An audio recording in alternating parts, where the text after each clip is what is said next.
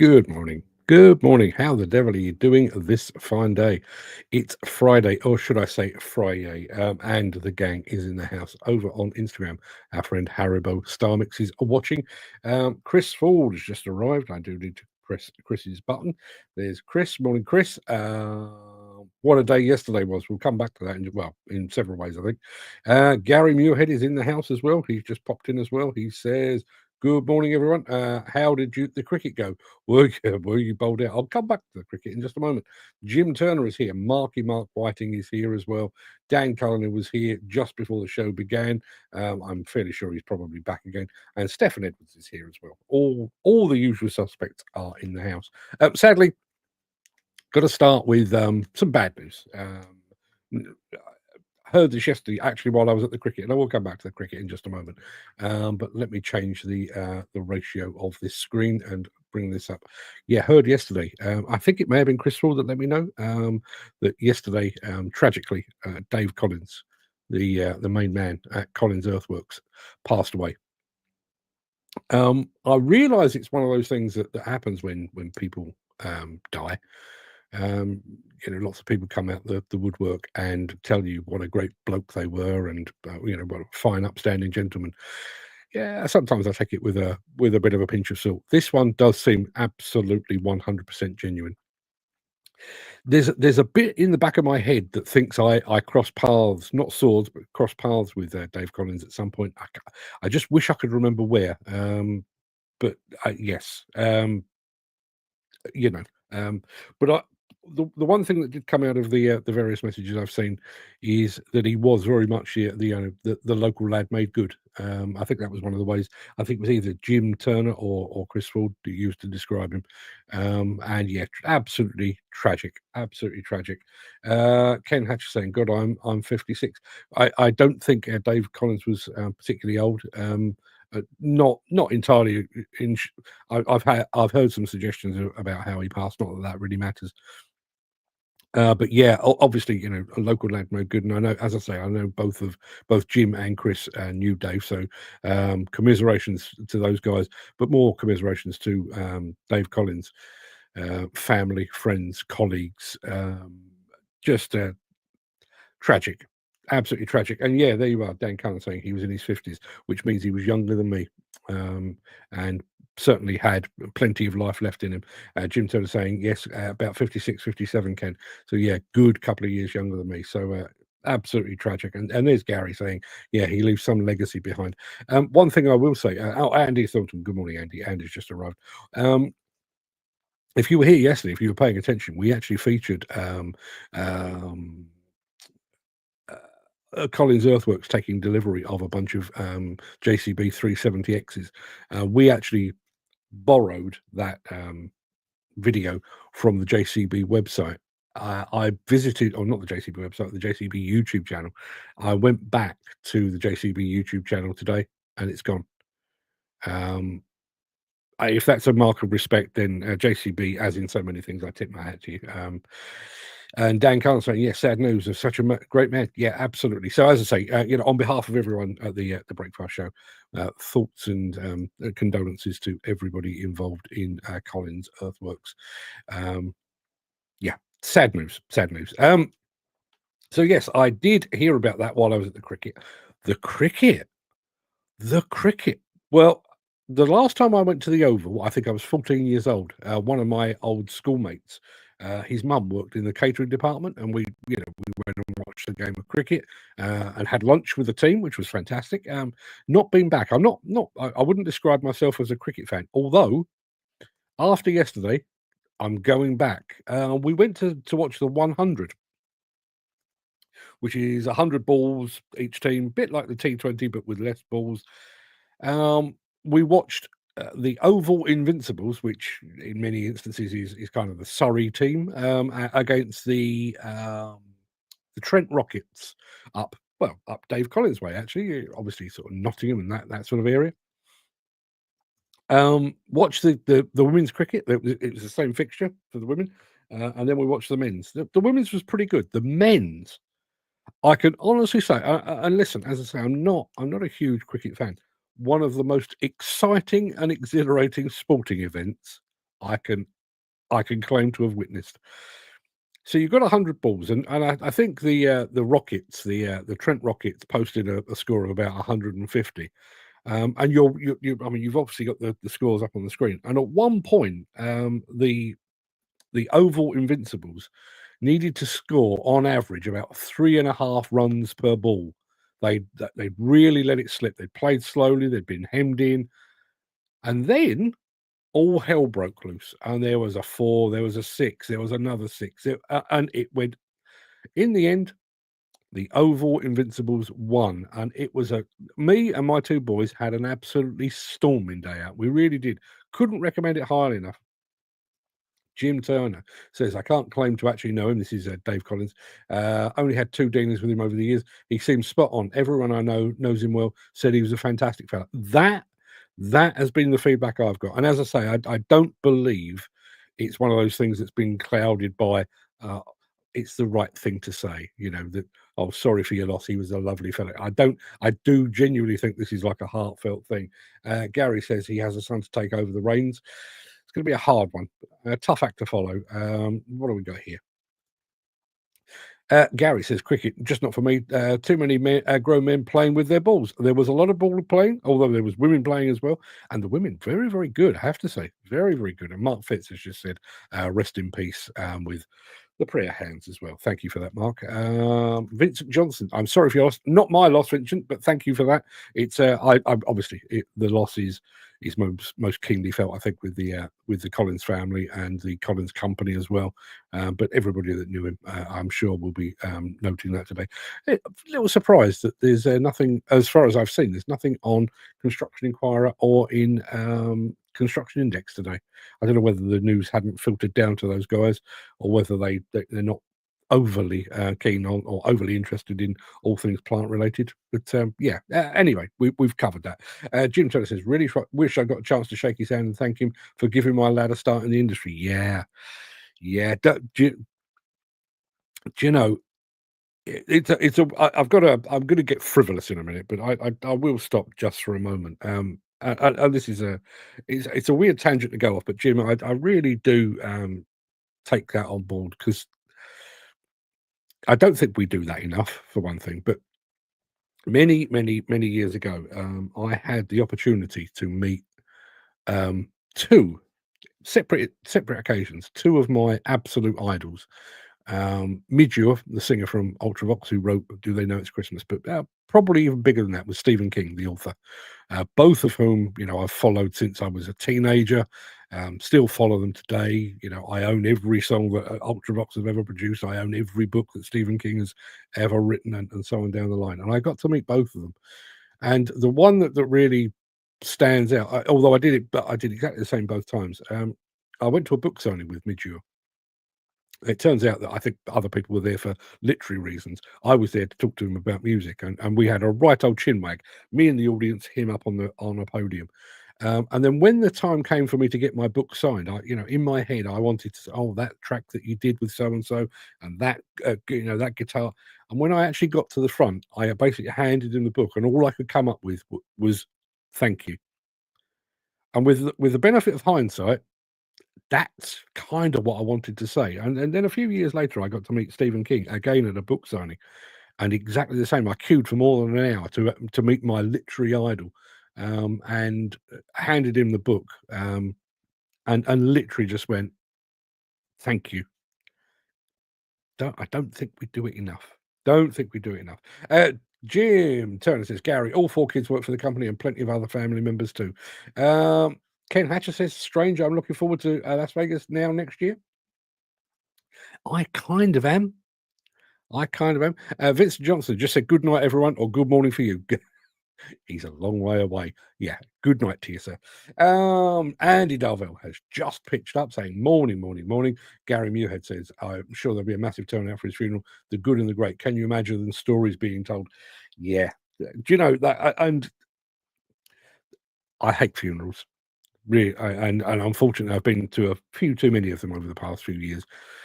But that bit afterwards is, I wish you could do that bit with the people that have just died. I wish you could actually sit in a room, get them to shut up and sit in the corner, and just all tell stories about how much you appreciated them and loved them and everything else. Now, I promised you I was going to get frivolous. It is a Friday, and yeah, it seems fitting. So, let's do that. I'm going to play a little game. And it's a little game that I only named this morning because I only cooked it up about 10 minutes ago. It's a little game I'd like to call Not on Your Nelly. Okay.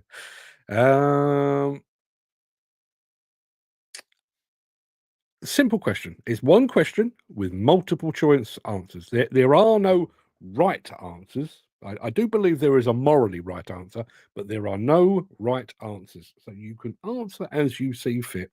I just need you to answer A, B, or C. So let's quickly take a look at the question. And I will be replaying this a bit later in the show when other people pitch up as well. But here is the question, okay? Let me go back because that's the...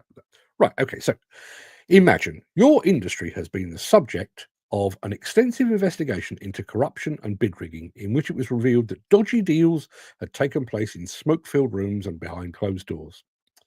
10 of your number are subsequently found guilty of collusion and receive hefty fines and director bans. And then more recently, an industry whistleblower emerged to suggest that the original investigation was merely the tip of the iceberg and intimated that more revelations were to come. Okay, so collusion has been proven, maybe not to the extent that maybe it could have been proven, but collusion has been proven. Okay, so here is your conundrum. Against that background, would you, A, would you avoid any and all meetings, industry meetings and gatherings for fear of being accused of collusion? Would you, B, be more selective about which industry gatherings you attended and who you attended with? Or would you, C, jet off to a foreign destination to attend just such an industry gathering, far away from prying eyes and ears? Industry accused of collusion. Would you avoid industry meetings, be more selective about industry meetings, or would you jet off to a foreign land? Let me think. Maybe Dubrovnik. Would you jet off to Dubrovnik for a meeting of the industry? I'd like to hear from you. Ken Hatcher has whizzed in with answer B. He would be more selective.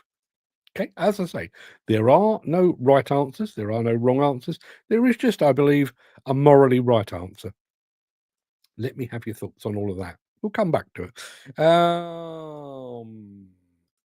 Not on your Nelly, Andy Thornton. He's going for B as well. Yeah, I think that seems perfectly reasonable. Be interested to see if anybody says C. Anyway, without further ado, let me get this show on the road. We're going to roll the intro, post the question of the day, and see where this sorry old business takes us. I'll be back after this.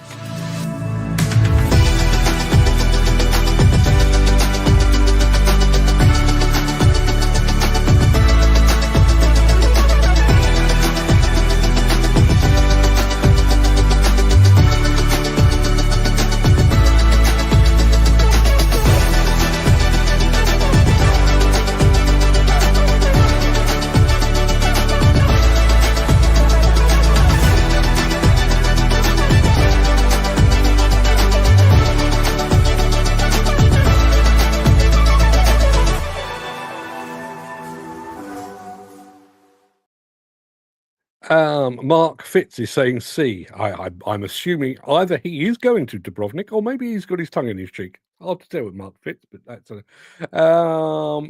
somebody watching over on Twitch just said, "Cool mid-roll clip." Thank you very much. That's most kind of you.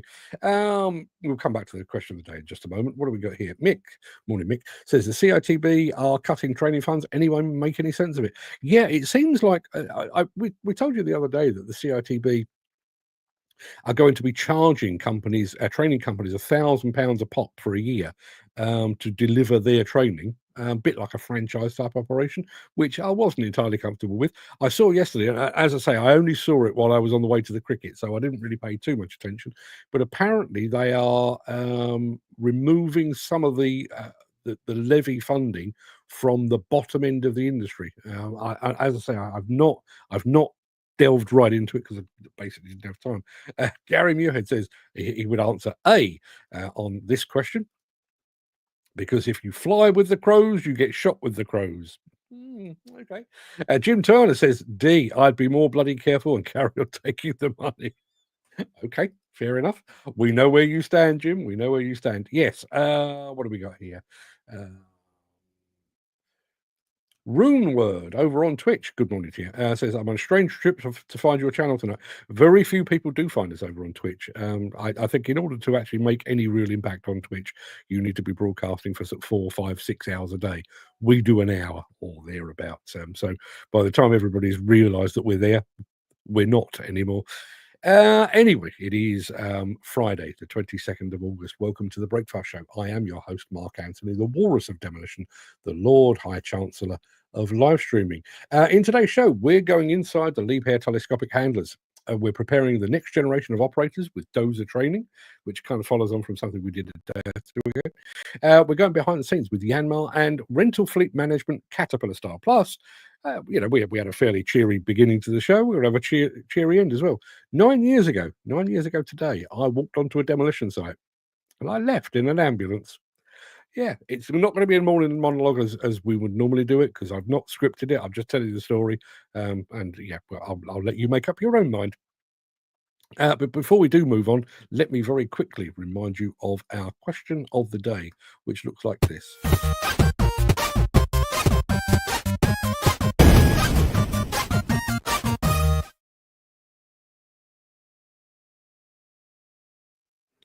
Going to get on to that in just a second, but Dan Cullen, why do people call when they know it's 10 to 11 is my time, private time? Listen, that goes on pretty much every show, so I know exactly. Let's have a look. Gary Muirhead on the. Oh, I tell you what, I'll come back to Gary in just a moment. Question of the day. We've had quite a bit of fun recently with trawls back through our youth. We looked at toys from our youth, and we looked at chocolate and confectionery from our youth yesterday. And I'm going to finish the week in the same vein. What was your favourite game as a child? Now, I'm more than happy for you to drop the name of a board game or something similar in the chat. But what I'm really looking for are those games that you played, out in the streets or out in your local park with your friends. And there are two that I remember very, very specifically. Both had a kind of similar theme to them, but they were you played them in different ways. We had runouts. I'm sure this is a game that's played up and down the country. You may call it something different where you are, but runouts. You basically divide yourselves into two teams. One team would hide from the other, and the other team would go looking for you. And the basic object of the game was to try to get to a specific place in order to get home, and you would be declared the winner. Our home was a lamppost right down below the flats where I lived, but there was a lamppost and it was right by a car park, and you could get to it from 3 or 4 different directions. So it was quite open, but you really had to be quite strategic in how you got there. The other game that we had, which I'm sure is a game that will have different names up and down the land, we had one called 40-40 for names. I've no idea. I've no idea why it was called that. Excuse me. It was basically the same idea. You still had to get home, but this time you did it individually. You had, with runouts, people had to, touch you or tag you. And if they touched you or tagged you, you were out. In 40-40, all they had to do was spot you. And when they spotted you, they had to shout out very loudly, 40-40, I see Mark, or, whoever. I do remember pulling off the ultimate hack, let's call it, with the game of runouts. I was one of the hiders. I was hiding on the estate where I lived, and my dad drove into the estate going home from work. I waved him down, and I crouched in the footwell of his car. He parked literally right beside the lamppost I was trying to reach. He got out and was chatting away to all my mates. I opened the door, touched the lamppost, and was declared the victor. Actually, I was declared a bloody cheat, but that runouts and 40-40. What did you people have? Andy Thornton at school, British Bulldog, yeah. I remember British Bulldog when I was in primary school being good fun. Ha ha ha! We're running towards each other, and oh look, I've managed to escape. British Bulldog, when you made senior school, was a bloodbath. Or was that just my school? I don't know. Gary Muirhead says, Blind Man's Buff. Played it once with Jimmy Savile, and he made me guess the weight of two snooker balls in a sack. Yeah. Okay. Okay. Gary, now this is one I do remember. Kirby, and we actually called it the same thing. You throw a football to each other across the road, try to hit the curb and have it bounce back. If you remember rightly, remember, they're still there. Roads are just the right size for a proper football style throwing. Hit the curb and the ball would bounce back. Kirby, I remember Kirby really well. Apparently, Mick says we called that Tin Can Tommy. Now, was that? Did you actually have to get back to a location, or did you have to kick a tin can? Because I seem to remember there was like a variation on the theme. What you called runouts, we called it wide games. Play day after dark in the fields and wood. If you got if you caught, you'd get ragged and roughed about. Yeah, we had a bit of that. We had a bit of that. The other thing that kind of evolved, when you start, well, when we started playing runouts, we were like 10, 11 years old, and you wouldn't go very far. You might go around the block and try and hide behind a car or whatever. And when it started to get dark, you could creep in and touch your lamppost and everything else. As it advanced and as we got older, we became far more adventurous. And sometimes, I mean, I to escape once, playing runouts once, I actually jumped on a bus. I had a student bus pass, and a bus was coming along. I was being chased, jumped on a bus, and went to the next stop and carried on running. Yes, got much more advanced. Gary has caused much amusement with Dan Cullen. So many platforms streaming at the same time, I can't even hope to follow the conversation. Yeah, I know. Mick is saying kick the can. Question of the day, Chris Ford. There were so many depending on who the victim was or whether you were the victim. Yeah, indeed. Yes, Kirby. Used to be one of my favourite games when I was young. In Dutch, it's called Stopranden? Stopranden? I'm not entirely sure how you pronounce that. I think I prefer Kirby, if I'm honest. But yeah, what about Knockdown Ginger? Bloody clips around the ear we used to get if caught. Yeah, and again, do you remember how Knockdown Ginger evolved? I'm sure everyone knows how Knockdown Ginger works. You knock on a door and run away before the person inside opens up and catches you. It evolved, so we did that, particularly with houses of people we didn't particularly like, those that had taken our football and never given it back and stuff like that. We then advanced slightly. Now, bearing in mind, as a kid, much as I do now, I like to go fishing, and we put in place a master stroke once. We had fishing line going to about a dozen different houses. We sellotaped fishing line to the letterboxes of about a dozen houses, retired to a safe distance, gave it a yank, knocked on 12 doors at once. Chaos ensued. But the ultimate iteration, in my experience, the ultimate iteration of Knockdown Ginger, and you had to have balls of steel for this, knock on the door, and instead of running away, you take a couple of steps back and walk nonchalantly past the irate person who's just opened their door. Sometimes you throw in for good measure. Oh, yes, kids went that way. Rascals they are. Rascals, I say. But you would claim innocence. Didn't always work in my experience, but yes, Knockdown Ginger. Andy says, used to get a large broken elastic band, hold it between hand and above the head, run down the hill, listening to it buzz. It sounds like an aeroplane. Simple times, simple time. We had Knockdown Ginger, but it was a trip to knock over a trip up a ginger person. I'm fairly sure that's frowned upon now, Jim. Dan, rather. We used to do archery, but we had two bows and one arrow. So we'd stand at the either end of a field and fire it towards each other. We played a game once, My next door neighbour was a couple of years younger than me. A guy called Graham Shilling went on to be a groundskeeper at a fishery where I used to fish. Funnily enough, we found in my house I had a dartboard and I had darts, and I used to play darts quite a bit, not to the level of Crystal, but I used to play darts. But we found a single solitary dart in a park once. I don't know how it got there; it doesn't really matter. And we thought, this will be good for a laugh.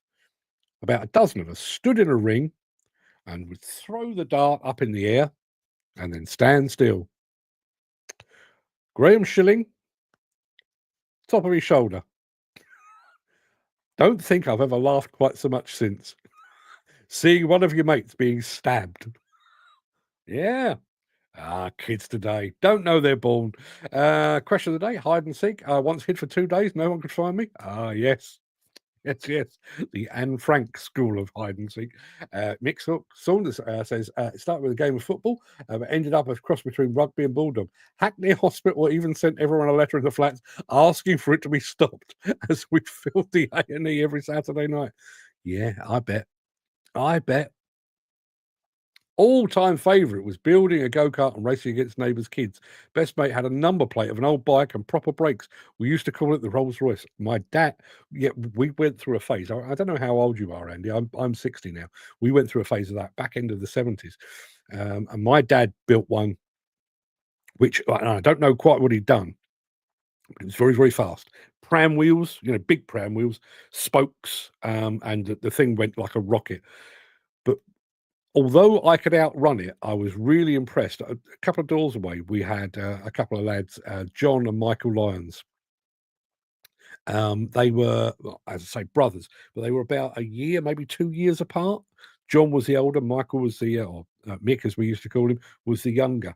And their dad built a go-kart, much like mine, but he built it in the style of a bobsleigh with handles. So John would get on it, and then Mick would push it and then jump aboard. As I say, mine was quicker, had a nice black and gold paint job, but I always quite like playing with John and Mick's go-kart because of the bobsleigh thing. Andy Thornton, old enough to be your slightly older brother. You look well on it, mate. You look very well on it. Dan sounds like Trigger hiding in the dark, waiting for the party to start. Yes, we're back. We come back to Only Fools and Horses quite a bit, don't we?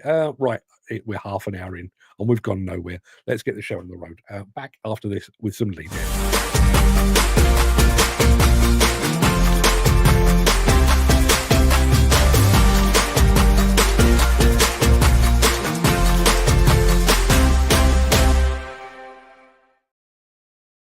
Yeah, Liebherr telehandlers. I think we showed you a film of them the other day, but this is actually getting in the cab, in one of the better telescopic handlers on the planet. Enjoy.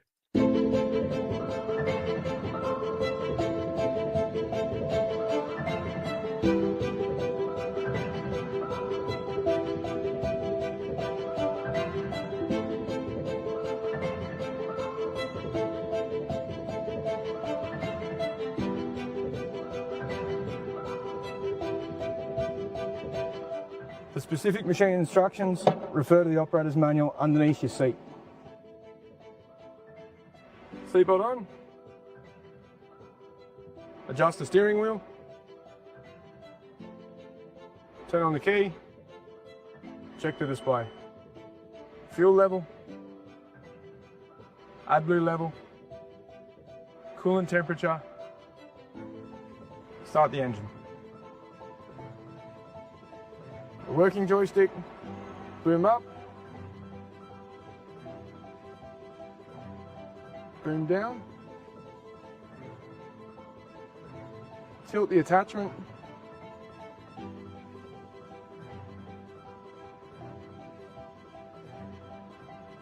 telescope out,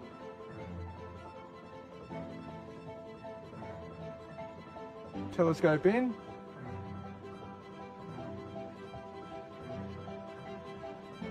third function, to travel, release the park brake, Select the travelling direction. Select the speed range. Release the inching pedal and travel.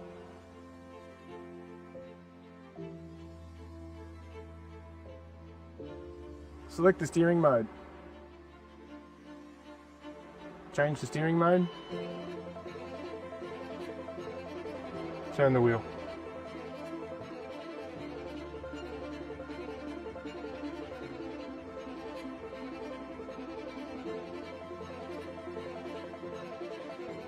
Automatic ride control, or ride control on, ride control off. Check the lights. Overload warning system.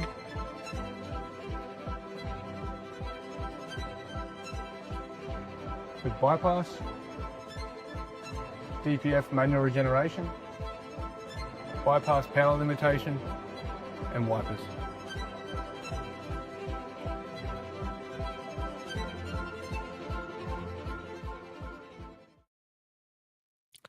A lot of faffing about there, according to Mick. A bit like the cockpit of the Starship Enterprise. Lots and lots of buttons.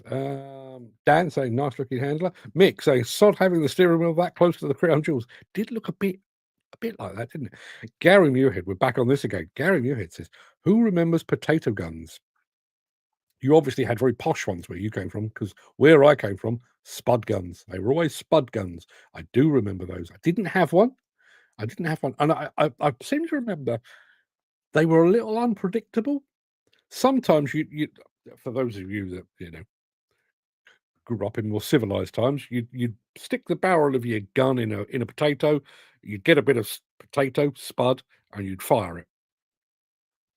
Sometimes the result was sometimes, and you could shoot people. Yeah, shoot people with bits of potato. Who decided that was a good idea? Seemed to be a lot of weapons involved in my childhood. Bows and arrows and guns and Lord alone knows. And as I say, throwing darts into the air to see which of your friends you could get. It could have gone in his head. It could have gone in his head. It went in his shoulder. Gary, proving he's not as posh as I suggested, a tatty gun. Yes, a tatty gun. Chris Ford on the same subject. Spud guns were good crack. The early ones had a round chamber, so you could load them with a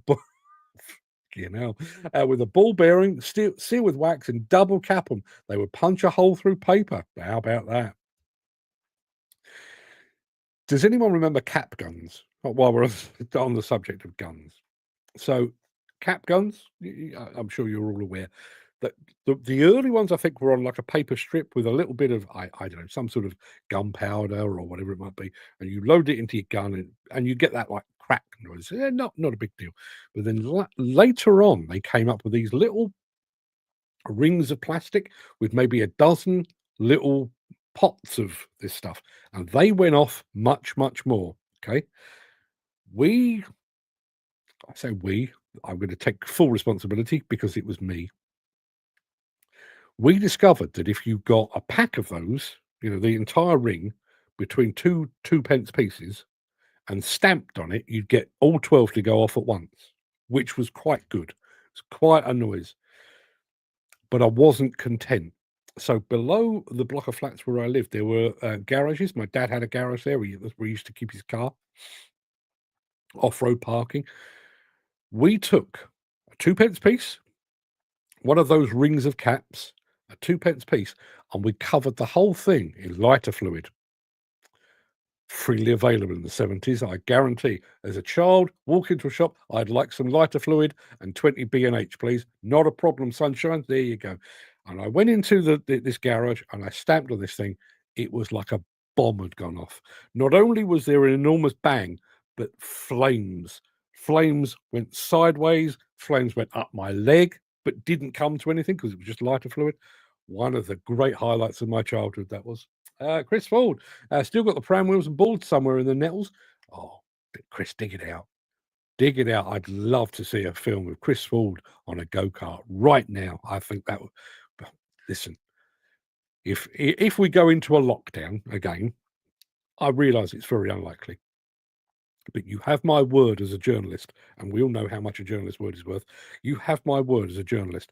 If we ever go into a lockdown again, I will not teach myself to bake banana bread. I will not produce any kind of bread. I will do no baking. I will build myself a go-kart, and I will go down a big steep hill on it. If ever we go down in a lockdown again, you can hold me to that. Jim Turner says we had various Jim, you should write this shit down. We had various gadders. Gadders. Never heard that expression before in my life. Catapults. That one I have heard. And we'd be off out in the woods and fields shooting each other or whatever we came across. Again, the evolution. When I was a little kid, like when I was at primary school, we used to collect conkers, throw the stick up the tree, get the biggest conker you could, drill a hole, play conkers with your mates. When I got to about 14, collect conkers and then go and hide places and throw them at each other. And let me tell you, children of today, a conker across the back of the head. You know you'd been tagged. You really did. Dan says we often done slingshot with a stone over the water to see who's went the furthest, and ball bearings in a split shot. Yeah. Ball bearings in a ball bear. Whatever. I mean, I know ball bearings still exist, and I realise their practical purposes. But ball bearings used to be fairly common practice. We used to play marbles, chucking marbles and winning. And one of the most desirable marbles was a ball bearing. Yes. Geezer decided to put a couple of large bangers in his handlebars. Had been known as Three Fingers Bill for the last 55 years. Three Finger Bill. When did we all turn into snowflakes? We used to fall off our bikes, take chunks out of ourselves, and just got on with it. Yeah. Oh, I told you the other day, funny enough, it was the same lamppost. I once climbed a lamppost. I was probably, 13, 14, climbed a lamppost, touched the light because that was the aim of it, and then slid back down. But there was a metal buckle holding, the access plate where the engineers can get in and fanny around with the electrics. They put a metal buckle around it, sliced through my jeans, sliced through my leg. Carried on playing. I was doing my run out, so me 40 and generally arsing about. Went home about 3 hours later and said, "Oh, Mum, I've ruined my jeans." And she took one look and said, "There appears to be a part of your leg hanging out." Yeah. We were bulletproof as kids. We were. We're going to be doing dozer training in a minute. There's a bit of a preamble to this. This is going to be a long show, I can tell. Back after this. If you are enjoying this episode, please consider supporting the show. You can leave us a tip at buymeacoffee.com/demolition news. Now, I like me a bit of training. I say lots of unpleasant things about the training organisations because I'm not entirely sure they deliver what the industry needs. I think this one's different. But the main reason for playing this is very, very simple. You heard the expression. The enemy of my enemy. No, hang on a minute. The enemy of my enemy. No, let's not go there. I can't make that work. So, we have a shared enemy, me and the people behind the video I'm about to show you. That's where I was going with that. Should have thought about that before I started introducing it. So there is a company doing dozer training who have come in for a bit of flack from my former stalker. Arse hat that he is. So partly because I like training and partly because I don't like this guy, I'm going to play the video. And I'm going to back this for all I can because I think what they're doing is right. And he can go screw himself. Training. It's a common factor that new operators who are coming into the industry have not been able to get seat time, not been able to get positions on jobs or various contracts because they lack one thing, and that's experience. If we were to get people to come on with no experience, it undermines the confidence of all the team that work with him. And the people who work around the machine have got to have great confidence in that machine driver. The time's no longer there where you could sort of like jump on someone's machine and say to them like in the break time, like, can I have a go with that? Nobody will give you work when you've got your red card. They're training you, kicking you out the door, and then you're left alone. It's extremely difficult, I would say virtually impossible, to get a foot in the door. If we were to get people who think they can do the job, that's the wrong attitude that we demand, really. It's rather like the old adage of passing your driving test. You pass your test, but you learn to drive in the months following your test. It's so important for them to understand they're still going to learn. What I deem as site ready training is actual real scenarios, nothing staged, nothing simulated. It's actual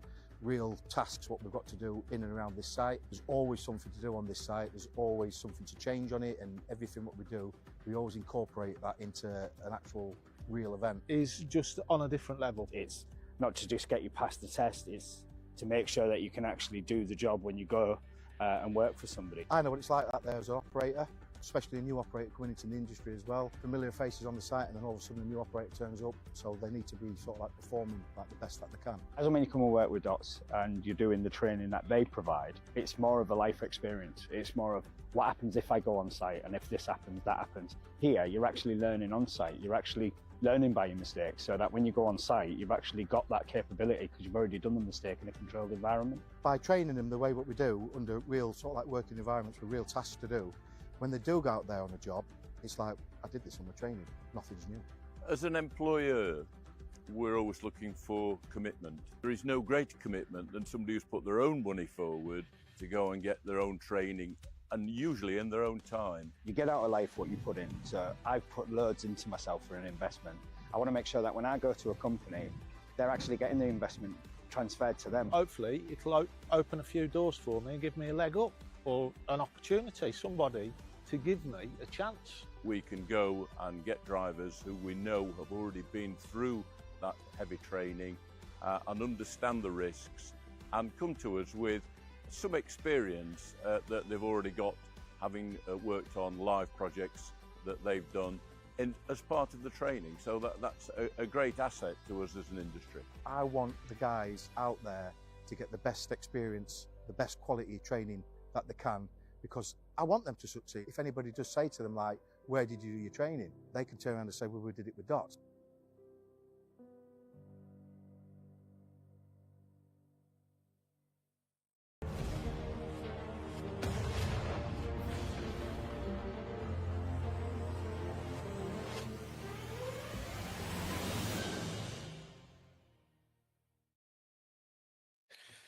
So it turns out that my little analogy was right. I just couldn't get it straight in my head. So my enemy's enemy is my friend. Mick agrees, and Jim Turner says my enemy's enemy is my friend. Yeah. So my enemy, my stalker, his enemy is Doctori, the training people. Therefore, Doctori are my friend. Yeah, it made sense when I started it, and then the more I talked about it, the less it seemed to make sense. But I was absolutely on the money. Thank you, gentlemen, for that. Mick said, very quiet. I had to put the subtitles on. Yeah, I'm going to have a bit of a look at my sound engineering on this. We had one that was super loud yesterday. There should be some equalization on this show that levels my voice, levels all the videos. I wonder if it's been switched off. I can't tell until I've come offline, but I'll have a look at that because that's not supposed to be the way. What do we got here? Jim Turner, fair play, Mark. They're good people, very worthy of promoting. Listen, if they can give somebody a real taste of operating a dozer before going out on site, then more power to them. Dan said, did you see the bullshit CITB are doing now over training and grants to companies? We did. We spoke about that a bit earlier in the show. You were probably busy at the time. I do need to go and do a bit more digging on that. But yes, we are aware, Dan. Thank you very much indeed for that. We're Yanmaring in just a moment. Since the finance bill came into effect in April, the construction industry has seen a surge of fuel thefts. The rising cost of living has placed an additional risk of theft by employees and contractors, as well as opportunistic thieves. By using diesel dye and placing warnings of its use, you are sending a clear message that this is your fuel.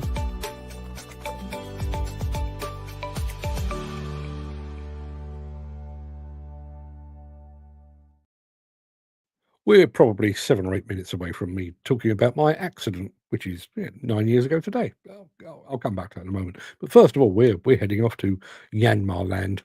At Yanmar Compact Equipment, everything is a chain reaction that starts with understanding what our customers want to build.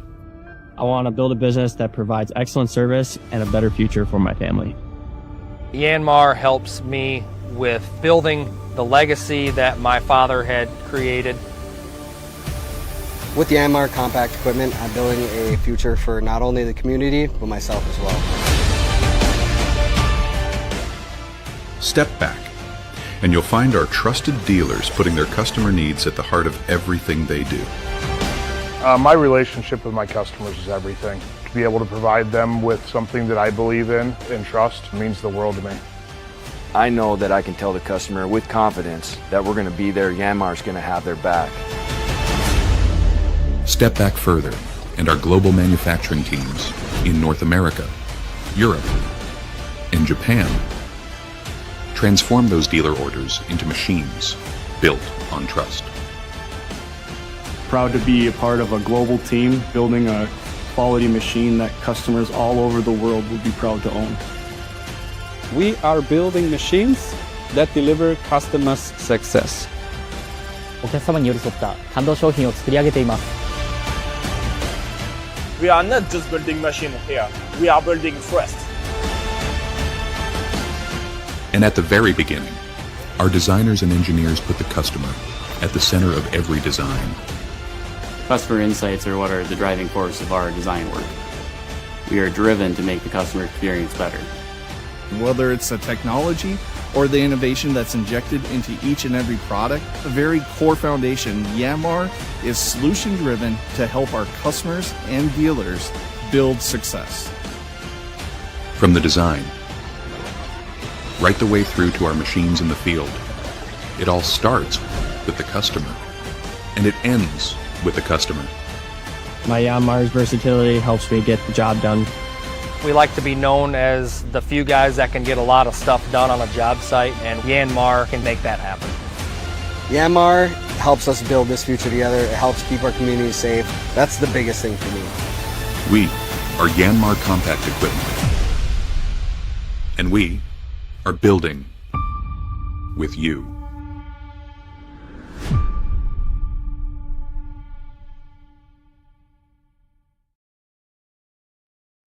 Good film. Gary Muirhead says, something a few of us will never experience, being left a father's legacy. Yeah. Do you know, funnily enough, I was out with my two boys yesterday, and couple of times I said something to them and really heard my dad's voice in the back of my head. And I've got to tell you this. So very, very quickly, when you walk into the Oval, they were giving away these foam paws, you know, like the pointy fingers you have at various sporting events, giving away these foam paws. And the idea is if somebody scores a 4, you wave your paw. Okay. So we were blissfully unaware of this. So we went and sat down and we were watching the cricket. And at one point I thought, I know what I'll do. So I made my excuses, told the boys I was going for a pee, and I went and got them both one. And I actually said to the woman that was handing them out, these are for my kids who are both in their 30s. And I took them back, and the pair of them, I have to say, fair play to them, they're literally wearing their foam paws, and there's a 4. They were actually bought into it as well. Mick says, who's the bloke running down I fancy a laugh? A guy called Ian Simpson. He, as I say, he was my stalker, my pet stalker, for quite some time, a good couple of years. And then I was forced to take out an injunction with him, or upon him rather. And yeah, I had lots and lots of peace and quiet. He contacted me once about a year ago. Let bygones be bygones. I blocked him again, and he's not dark on my doorstep since. But he is now making life somewhat unpleasant for the team over at Doctore, and in particular, just trying to remember the guy's name, Chris Baker. So yeah, that's I reckon I will. Not sure what that is. MX says, like the Yanmar engines, but found the build quality of the machines a bit flimsy. I think that may have changed. I think the Yanmar machines these days are pretty damn good. One more film to show you before you can all possibly learn something, maybe be lightly amused by my run-in with a low-flying brick. I'm going to be back after this.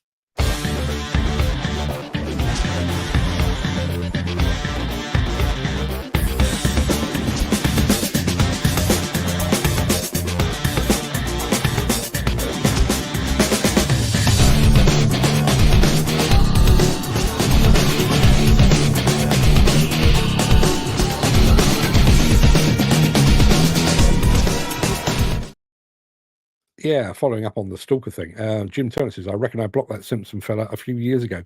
You're not alone. I mean, the bit that I didn't reveal, as I say, he went after me when he didn't get a rise out of me, went after my family, my friends, advertisers, and stuff like that. But he gave Nick Drew years of grief. And I think with I think Nick suffered from, not Nick suffered from jealousy, but I think this guy was jealous of Nick because Nick, an operator, dragged himself up by the bootstraps and became the Nick Drew Media and Digger Blogger and all that kind of, or Digger Man blog. He did all of that, and this guy I think was deeply, deeply jealous of Nick. And yeah, he gave Nick one hell of a hard time. As I say, it's not an exclusive club. We've got one more film to show you today, but I do want to very quickly go back just because it amuses the hell out of me. This was my additional question of the day. Very quickly, your industry has been the subject of an extensive investigation into corruption, bid rigging, blah-de-blah-de-blah. 10 of your number subsequently found guilty of collusion and receiving hefty fines and director bans. More recently, an industry whistleblower emerged to suggest that even the original investigation was merely the tip of the iceberg. How do you react? Do you avoid any and all industry meetings and gatherings for fear of being accused of collusion? Are you more selective about which industry gatherings you attend? Or pause for comedic effect, do you jet off to a foreign destination on August bank holiday to attend just such an industry gathering far away from prying eyes and prying ears? Yeah. Answers on a postcard. Dan Cullen says, another exceptional show, and thank you very much indeed. Please tell me this guy is not Scottish. When I encountered him, I don't know where he is now, but when I encountered him, he was up in Morecambe. No, not a Scot, but an arse hat. Dan says, do you hear from Nick now? Not much. No, I mean, I bump into Nick every once in a while, when there's an industry event. But no, I've not spoken to Nick. I'm not avoiding him or anything like that. But when you think back, I'm just going to say good morning to Bianimpix. Just said hi over on. I'm not entirely sure how you pronounce that, but good morning. When you remember, or if you remember how. What did we call it? The Construction Collective. Myself, Nick Drew, and Peter Haddock. When you remember how that came together, the three of us were on the same flight coming back from ConExpo when COVID hit. We kind of, we aligned ourselves together, and we did things together. So podcasts and videos and various other bits and pieces. But the whole thing was born out of COVID. And when COVID was over and done with, we could all go back. Well, I mean, Nick and Peter went back to doing their day job. I stuck with doing my new day job. So, we're all off doing our own thing. Still have a huge amount of time for Peter and for Nick and for Lucas now as well, obviously. But no, we don't cross paths very often because we're off doing our own thing. Yeah. Maybe should do something about that.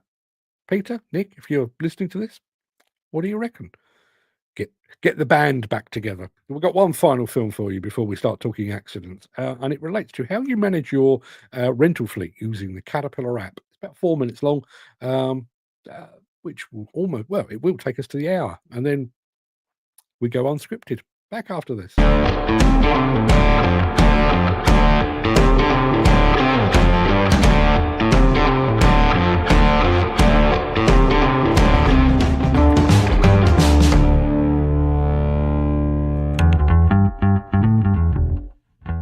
The Cat Rental Store app is a way to meet clients where they want to do business. If you're going to do business online or on an app or on a chat, it has to be immediate. We are an underground utility contractor. We do wet and dry. I oversee all operations at the yard, anything related to equipment, vehicles, equipment purchase. Empire and Cat get whatever we need taken care of. We have job sites that have loaders, excavators, special attachments. The traffic signal guys can typically get away with a Mini X or a backhoe, where the sewer rehab division, they may be going 40 feet deep. That requires a pretty significant sized machine. We'll make sure that what they've requested online is exactly what they actually needed at the job site. They went from writing out everything on paper to slowly implementing the portal, and then it was only for renting equipment, then they'd still use me for call-offs. And then from there, they were just kind of off and running. And then before I know it, you walk over in his office and he's got 3 big screens on his wall, and one of them is a cap portal. And he's got all of his pin locations, everything is set up. He's pulling up invoices, and it's just so user-friendly. I've been using the portal for about 4 years now. It's pretty straightforward, pretty user-friendly, time-saving. I don't need to make phone calls or anything like that. All I gotta do is just submit a request, and you guys get it out there or get it fixed. It just makes things quick and easy. It's another way to do business with us on their terms. So they can call us, they can use the app, completely up to them, but it allows them the flexibility when they don't want to make a call, that they can sign on and get done, whatever it is they're trying to get accomplished in the moment. Typically, it's less than 5 minutes that we're getting to these requests and making some sort of response to them, whether it be for service, for a rental need, or any sort of miscellaneous questions that clients may have. The more we can do that and have it work right, the better off we are. The telematics is really essential for our service department as well. Equipment utilization, runtime, idle time, fuel burn, we get diagnostics, a lot of information. It sends me an email right there and there that, hey, this equipment has been sitting on the job site for 2 days without being ran. And we can either call that piece of equipment off and hold it on the job, or just call it off and return it. He can look up error codes, he can diagnose things. Most of the time before he sends a field mechanic to a job, he's got the machine half diagnosed and parts ordered. There's some people that, are kind of old school and get them excited about it on the invoicing side and rental rates and being able to quote from it and everything else. Before you know it, you've got guys with their handhelds out in the field ordering equipment and calling it off and doing their own service requests and everything else. Part of the client feedback is, I know you offer this, but I'm not sure how to get to it. We took that feedback, gave it to Caterpillar, and they created how-to videos. It's a 100% cooked product at this point. I'm happy to say that. There's been a lot of improvements on the portal. Like, for example, how much I spent. I wasn't able to see that back then. They can view it on their cell phone. Makes a huge difference. The rental business ran by phone calls. So it was call a sales rep who's probably already with another client, get voicemail, then try somebody else they know, try a rental coordinator if they have that relationship, and then wait for the call back. Meanwhile, that deal is still on the street. Bring it on the digital side, enter an event, get immediate response. We're able to get that deal off the street. And most importantly, the client's not waiting. Just get over that initial hurdle to sign up, and you will find uses for it. It will improve your life.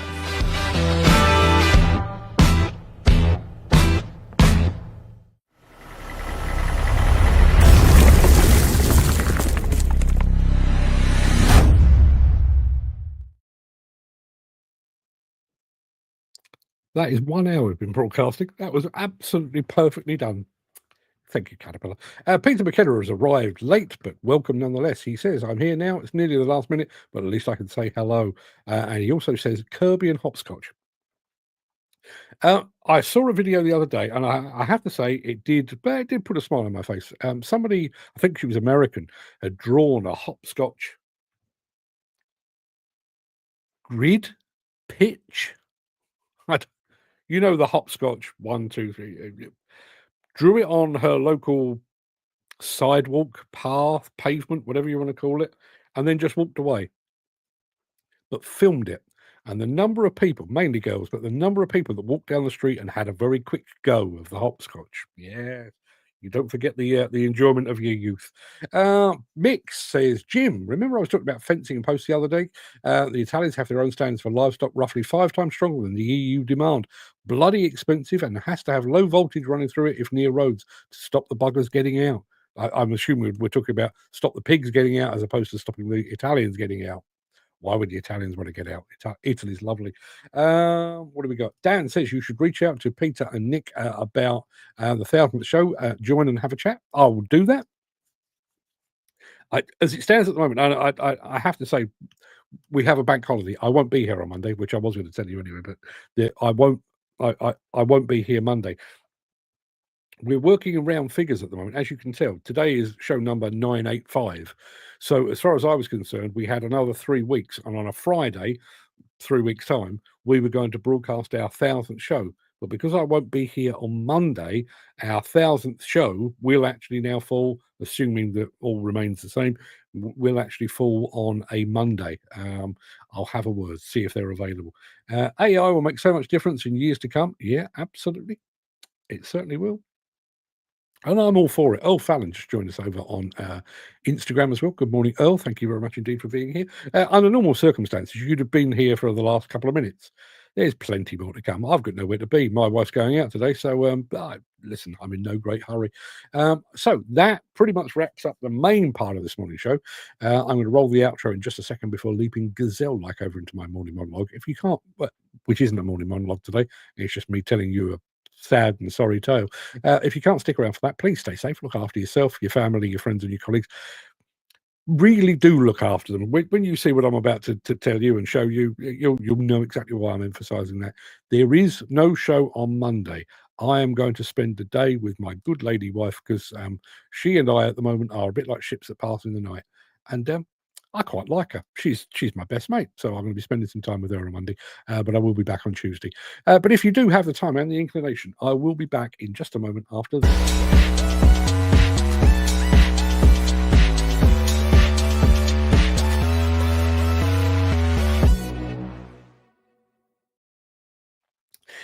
Peter McKenna says, I know it's off topic, but have you seen the food reviewers in a restaurant when the car comes crashing through the window? I have not seen that. And he also says, I know you're a busy man, but can I call you after the show? Give it an hour after the show, and I'll, Peter, be glad to speak to you. Be glad to speak to you. So, yeah, it's the 22nd of August, by the way. 9 years ago today, 9 years to this very day, I walked casually, smartly, briskly onto a demolition site down in Cheltenham. Day was very much like today, warm, sunny, all was right with the world. And basically, I'd gone to film and photograph a high-reach demolition machine in action. That's something I've done hundreds of times before and continue to do to this very day. But this one day did not go according to plan because I walked onto site, but I left it in an ambulance. So, I think it's worth setting context for what I'm about to show you. This was 9 years ago today. So, I was visiting this site almost exactly 6 months after the Didcot disaster. I realised Didcot has kind of slipped off the map for many people, but at the time, back in 2016, it was the only talking point. It was the only game in town. So I arrived on this demolition site, had to go through an induction, fill in the forms, PPE check, and everything else. It wasn't a particularly big site, but it was very, very well organised. And the site office where I had my induction was right at the gate. So I went through all of that. And I then picked up my tripod, my camera bag, and me and the site manager started our walk across the site. And while we were walking across the site, he actually mentioned, what an awful story about Didcot. How sad. What's the latest? Hopefully this will bring about new safety standards and so on down the line. Seemed like a perfectly reasonable request. We walked to where the high reach was standing by. Now, this doesn't normally happen, but this was a brand spanking new demolition job, and they had literally delayed the start of the day for my arrival. They hadn't touched the building at all. It had been stripped, but the building was intact. High reach was ready to go. And anybody that's ever set foot on a demolition site will know how a demolition site is set up. So they had a dust suppression unit off to one side, aimed at the top of this building, about 5 stories. High reach set up. There was a drop zone, in other words, where debris would fall. Back from that, a good, 30, 40 meters was an exclusion zone. So I wasn't allowed in there. But knowing demolition as I do, I wasn't content with being outside the exclusion zone. I was back even further. I was probably,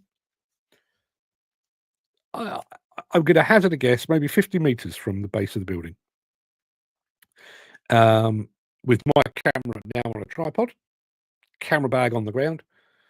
Site manager gave the operator the thumbs up, raised the boom, and if you can imagine an untouched 5-story building, around the top there was basically a brick wall to stop you walking off the edge. You know, I think there was a service room up there, you know, with lift cables and stuff like that. But there was a wall around the edge protection, if you will. But you know, first thing the operator did was to start work on that,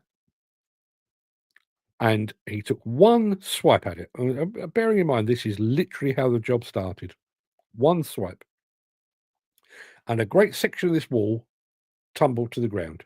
Maybe 20, 25 bricks hit the ground and stopped, apart from one. To this day, I have no idea how this happened, but a brick bounced. I don't know if it landed on something. I don't know whether it was rubbing up against another brick and the force of them made it spin off or whatever it was. But bearing in mind, I'm about 50 meters away. Off to my left-hand side, there's a big dust suppression unit, and stood between me and the dust suppression unit is the site manager. And this brick flew over the dust suppression unit, must have either gone over the shoulder or kind of bend it like Beckham style, bent round the site supervisor, and with a nanosecond to spare, I saw it out the corner of my eye. Now, obviously, I'm in full PPE, but I've hard hat, glasses, the whole kit and caboodle, and I saw it just in time to go like that, and it hit me. Okay. Peter says, you've told this story before, Mark. I have, but it is the 9th anniversary, so listen, I thought I was justified in telling it again. So, yeah, I got hit by this low-flying brick. This was the result.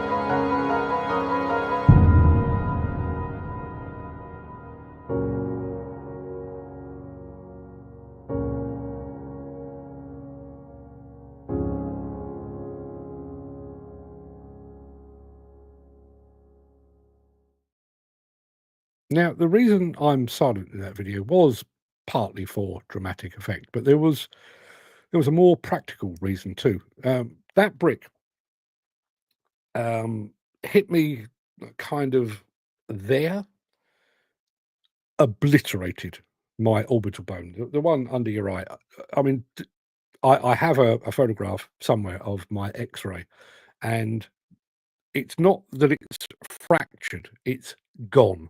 The bit under your eye. Let me lose these for a second. That bit under your eye there, just gone.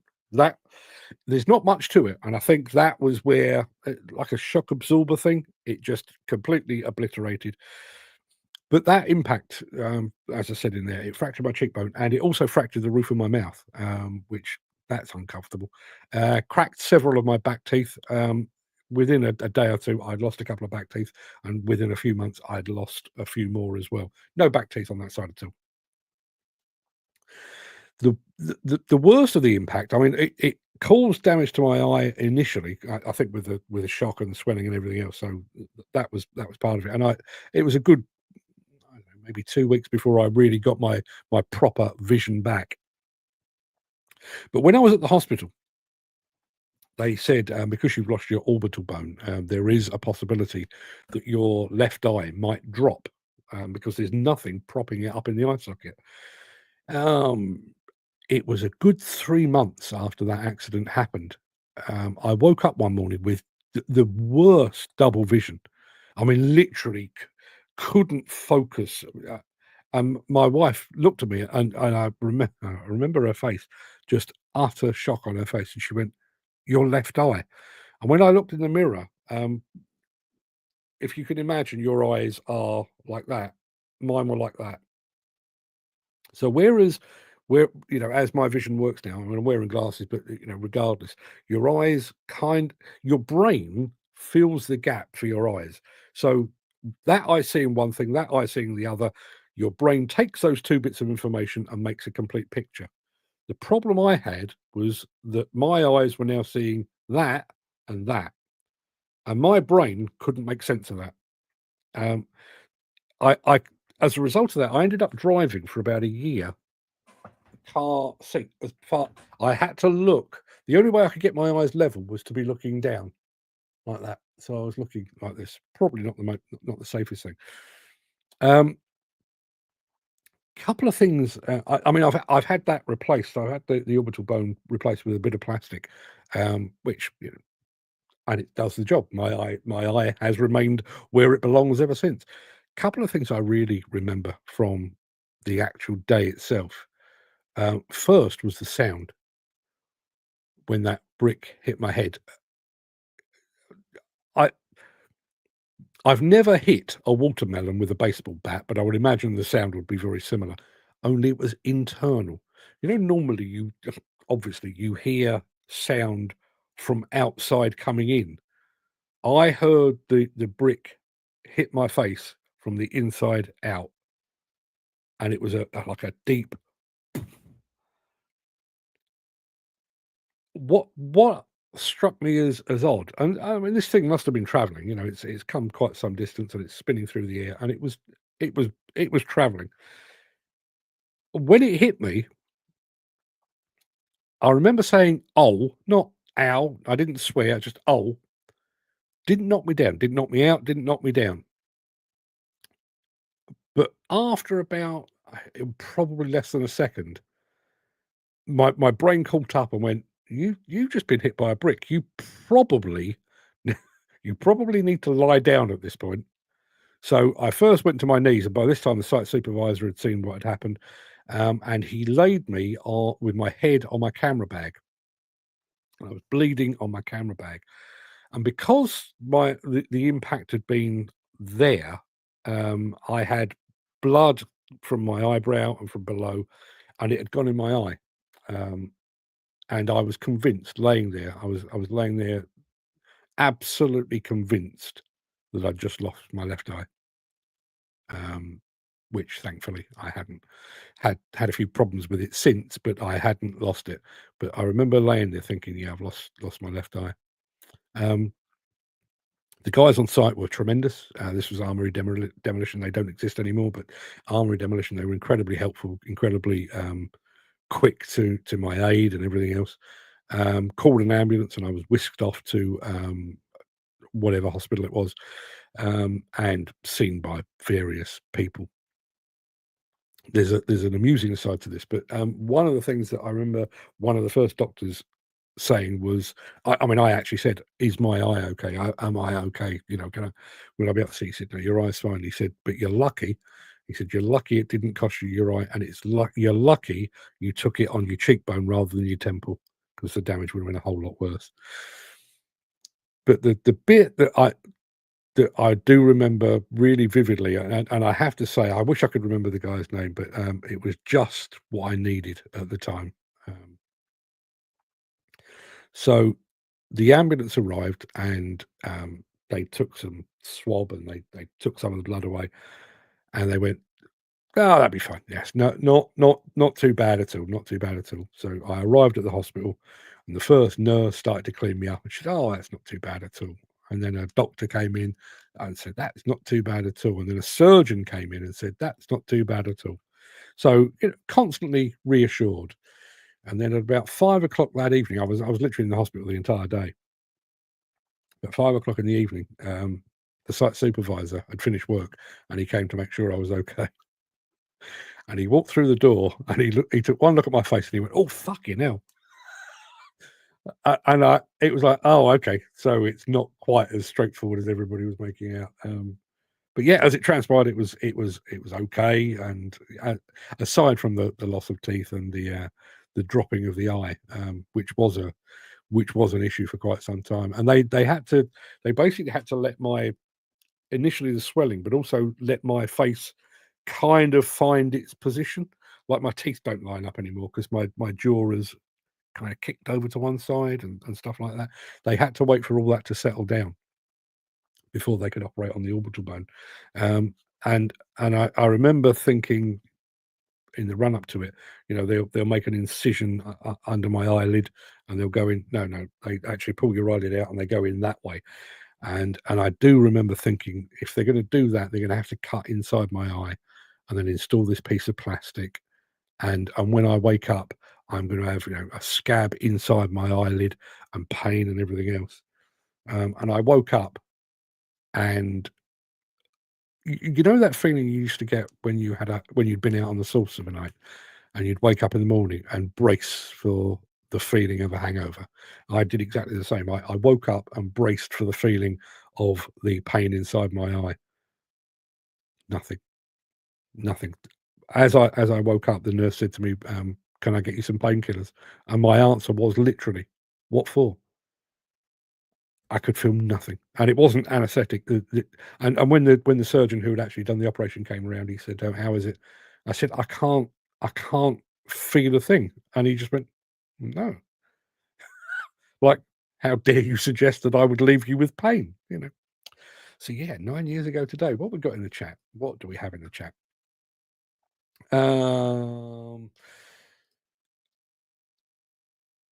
Yeah, life throws you curveballs, and there's nothing you can do to stop it. Yeah, listen, it's an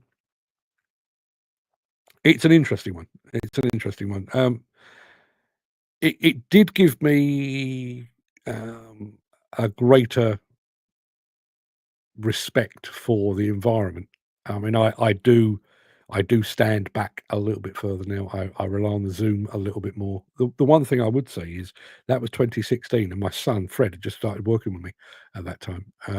And under normal circumstances, he would have been behind the camera, and he is a good couple of inches taller than me. Had that happened to him, that would have basically shattered his jaw. Yeah. So Dan says, bloody Nora, you were very lucky. Other way of looking at it was this. Question of the day: were you lucky or unlucky? Unlucky to be hit, lucky that the damage was fairly minimal. Yeah, fairly minimal. The one thing I would say was that a boss of the company phoned me the following day and said, "Look, I hear what's happened." He said, "That is precisely why we have insurance. Make a claim." And I actually said to him, "I feel a bit of a fraud making a claim because, your site supervisor had inducted me and told me where to stand. Not only had I taken his advice, I'd stood even further away. This was a freak, a complete freak."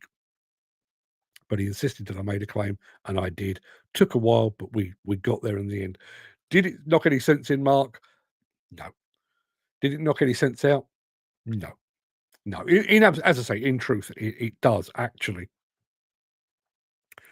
It has given me pause. I do, as I say, stand further back. One of the things that I did find very, very strange, I actually put that video out the day after it happened, so the 23rd of August 2016, and lots of phone calls and emails and text messages saying, "Hope you're okay, get well soon," and all that kind of thing. But the number I had that recounted their own stories of accidents, but some of them, the freakish nature of them. And there was one that really stood out for me. There was a guy who was operating an excavator, and a piece of debris had landed and bounced. Okay, so it's already kind of defied the laws of gravity, but it's bounced. It came into his cab at feet level, punched through the window, hit one of the pedals, which it broke, which made the piece of debris go straight up, and it hit him under the chin and broke his jaw. There is not a safety course or a site induction anywhere in the world that will make you prepared for bits of debris that go round two corners. It defies logic, it defies gravity, it defies physics, and yet it happened.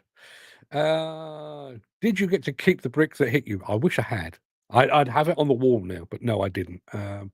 Mick says, was told years ago in the army, if you get a straight bullet hit, you'd be happy. If a ricochet hits you, then you have a problem as it's not a clean shot. Well, in some ways, I'm quite glad mine wasn't a clean shot. I'd like to think that the hitting the ground had taken a little bit of the pace off it, as we say in football terms. Jim Turner says, my dad cut a branch off a tree, fell down on a barbed wire fence, sprung back and whacked him on the head. Over the next few years, his top set started to part and one of his front teeth fell out. Yeah. I could feel it with my tongue. The teeth at the very back were cracked. I could, as I say, I could feel it with my tongue. I could feel the fact that they weren't intact. And I lost one like the day after. I lost another one a day or two after that. But over the course of about 6 months, a year, I could start to sense my teeth kind of moving apart. And I think part of it was the fact that I'd lost a couple at the back, and the rest of the teeth just went, oh, got a bit of room to maneuver here. And as I say, and I know you get a bit of that as you get older anyway. And I guess the brick hit its mark. Well done. Ouch. Sorry. Yeah. As I say, it's in some ways. I'm not glad it happened because I was quite fond of my orbital bone, and I quite enjoyed having teeth and stuff like that. But bearing in mind what I now do for a living, and this all happened a good 3 years, 4 years before I started doing this and talking publicly about health and safety and all those things, and much the same as the very fact that I've been through my own mental health wobbles. I do feel like I can now speak about that from a position of experience, shared experience. I've been there and I've done it and I've got the t-shirt. Much the same with that accident. To just stand there and say, oh, demolition's quite dangerous, you need an exclusion zone and you need your PPE. You can do that. But as I say, I do think having gone through it, I do feel like I can now speak about it with a little more heft, shall we say. Jim Turner says he saw it fractured his skull, but didn't get it checked out. Do you know one of the things that my best mate Bruce, sadly no longer with us, he was a local builder.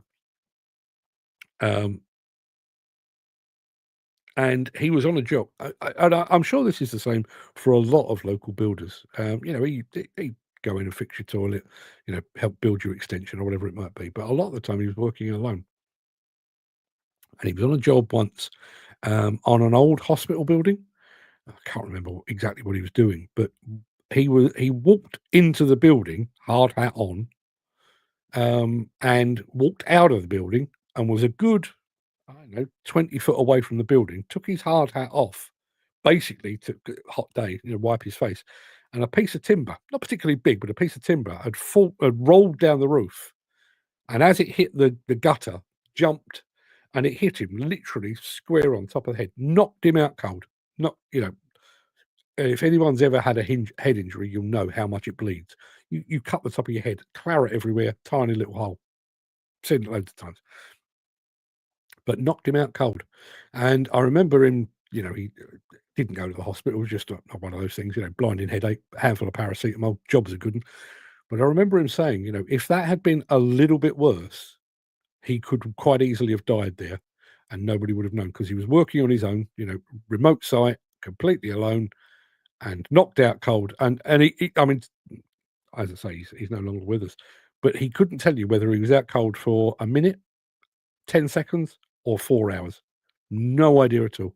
It just hit him, spark out, and it was only when he came around, it's like, oh my bloody head, and it, felt it, lots of dried blood and everything else. So yeah, people, be careful out there. Peter McKenna says, I climbed a gate when I was younger, very bruised testes after that. Very rarely climb gates nowadays. I don't climb gates anymore either. Not just because of the testicle thing, because it feels dangerous now. Like the idea, like I got on a train the other day with my good lady wife. We were going into London, and they say mind the gap when you train pulls into the station. Mind the gap.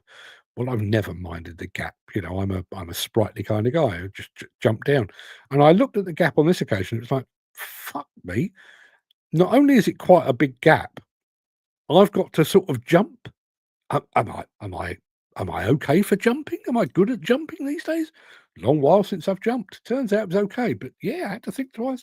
I've fallen off the top of loads where I've been shooting them to dropping off a tipper into the body of it. The only thing I've ever broken was my little finger of my right hand when a metal bar that I was carrying launched into the air after I slipped on ice at Heysham Docks, Lancashire, and it hit my little finger on the way down. That bloody fingers do hurt. Fingers do hurt. I was cutting trees, was clearing bush rather. A small chainsaw cut into my bone in my leg. Never felt it. Yeah, there's a guy. I hope he's still with us because he was a smashing fellow. There's a guy who used to work for Rammer, Finnish guy called Seppo Piamaki. Really nice fellow, big bear man, big beard, big old fella. And like a lot of Finns, he had one of these sort of summer cottages. So we'd go off and sort of live in the wilderness by a lake or whatever it might be. And they have their saunas and they chop up wood and stuff like that. And he was chopping wood with a chainsaw, which something he'd done dozens and dozens of times before. And he said that the chainsaw hit a knot in the wood. And rather than sort of a progression through the wood like that, the thing kicked back and hit him in the thigh, that close to an artery. Yeah, could quite, and again, remote location could quite easily have been the end of Seppo. I hope he's still with us. Eco Equipment just joined us over on Instagram. What do you do, fellas? I'm guessing you do Eco Equipment, but tell us more. Love to hear from you. Where are you in the world? Another idea for a hat accessory: raises the alarm after an impact. Wouldn't that be fantastic? Yeah, wouldn't that be fantastic? And I know we have some. I know we do have some. But would that not be a great idea for this wearable device? I mean, I'm wearing a wearable device, but wouldn't that be a fantastic idea on site? A wearable device. So, I mean, if I take a fall, this is an Apple Watch, but I think they all do it. If I take a fall, this watch will send out an alarm signal. I don't know who to. I don't know what they do as a result of it, but it does send an alarm signal to say that I've had a spill, I've taken a fall. Wouldn't that be a fantastic thing on site? Everybody has a wearable. Charge them overnight. Part of your going through the gate in the morning, you get your wearable device. So if something were to happen to you, you fall out your machine, you have a heart attack, you have a stroke, you I don't know, fall off your step or whatever it might be, and the alarm would go up because you're wearing your wearable. Would that not be a bad idea? Mick says, stay safe, gents. Thank you very much indeed, Mick. Have a good weekend, my friend, and thank you very much indeed for being here. Dan says, until my pal said your jeans have gone red, are you okay? I looked down, put a band around my leg, drove 50 miles to the nearest hospital. Doc says, how'd you get here? And was shocked when I said I drove. I'll come back to that in a moment. Bomb-proof clothing when visiting demolition sites. It's a fault. Yeah. So, my accident, I ended up, I'm fairly sure it was like Cheltenham General Hospital or something like that I was in. Don't have too much of a recollection of it, to be honest. But I'd had a text message from the guys on site to say that we've got your car and we've locked it into the site, and it was one of these padlocks with a combination code on it. And they gave me the combination code. So when the hospital finally said you are free to go, you have a mild concussion, here's some painkillers, but you're free to go. My first thought was my car. I need to go and get my car. So I got a taxi back to the site, and by this time my mobile phone was almost dead. My wife was aware of the fact that I'd been in an accident. I'd offered her some reassurance, but then I hadn't used the phone. So I got back to the site, and my original intention was I'll get the car out from the locked compound, and then I'll take myself off, find a pub or a hotel or something. I'll bed down for the night, and then I'll drive back in the morning. Went back, unlocked the padlock, got my car out, and I drove off. Didn't really know where I was going. I knew I was vaguely headed in the direction of home, but not with any real aim in mind. Vision wasn't great, blinding headache, quite possibly a concussion to go with it. And I set off, and about 3 hours later, I pulled onto my drive. And as I say, phone had died by that point, didn't have a charger in the car. And the first thing my wife knew was the fact that I just opened the door and walked through the front door. Yeah, drove about 3 hours. Terrible idea. If anybody's listening to this, I mean, for a start, don't get hit in the head with a brick. That would be my first bit of advice. But secondly, if you are ever hit in the head with a brick, don't drive home. That's a really, really stupid thing to do. But that's what I did. Stupidly. As I say, I set off originally thinking, I'll stumble across a travel lodge or a Premier Inn in a minute and I'll bed down for the night. Never did. Just went all the way home. I know we'll discuss it in the future, but if you'd fared worse, the witnesses could be impacted by the accident as much as you. I wonder if they would have got support. Yeah, I wonder. Again, this is I've been invited, funnily enough, and I do need to get back to him with some dates. He's been on this show before. A guy called Steve Kerslake runs Construction Sport, does a lot of really good work with mental health and is quite outspoken about mental health in the UK construction and demolition industry. Well, he's invited me onto his podcast, which means I'm going to have to go down to Essex to be on it. Well, I'm looking forward to it.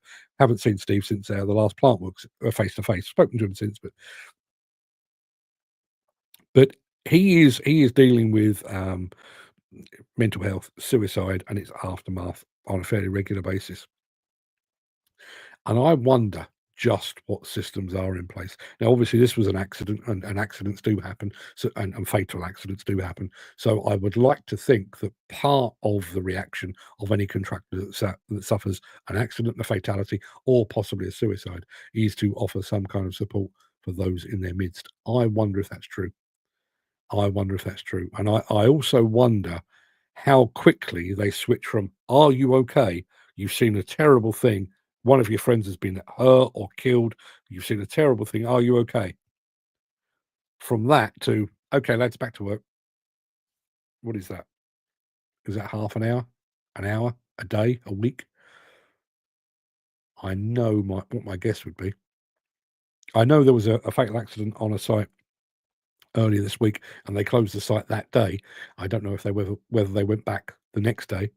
I think on a fairly regular basis, that is exactly what happens. If anybody's experienced that, I'd love to hear from you. Peter says, got to go, Mark. Catch up next week, folks. Speak later, Mark. Yes, indeed. In actual fact, Peter, I'll be done here. Where are we now? It's 11:35. I'll be free and ready to rock and roll if you fancy a chat around about noon, I would say, if that helps. Yeah, good. Okay. Everybody, go and have a good weekend. No show Monday. I will reiterate, no show Monday. Back on Tuesday after the bank holiday weekend. So have a good Saturday. Well, have a good Friday. That would be a good starting point. Have a good Saturday, Sunday, Monday as well. I'll see you Tuesday for yet more of the same. And don't forget, if your industry does find itself under investigation at any point, maybe think twice about jetting off to smoke-filled rooms away from prying eyes. You may be away from prying eyes, but you're not beyond moral judgment. I'll leave it there. And Andy Thornton says, cheerio, chaps. Have a good one. Andy, you too, my friend.